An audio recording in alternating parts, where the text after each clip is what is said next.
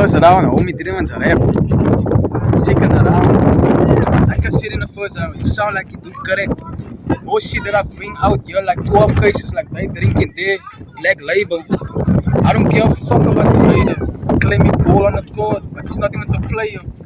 I don't know if you do construction. You look like you don't have no foundation. I'm a different vet. Fuck talking about a white beats. Like, where's your beats that don't have ass? I'm a fucking G in this game. All of your motherfuckers go different lanes. You guys sound great. You understand that? Nah, you don't understand that. Fuck that. I clip back. Make you and your bitch go on Facebook with a react. No Zach, no that. Fuck that. You and your homie, you call laps and eat laps more than what I bring here to you and your people. Right and live like damn pen. You don't get that. You know me, dog. I'm a different homie out here. I might do it wrong. Fuck y'all. Yo, I don't know if your second name is Casper, but this homie will relax.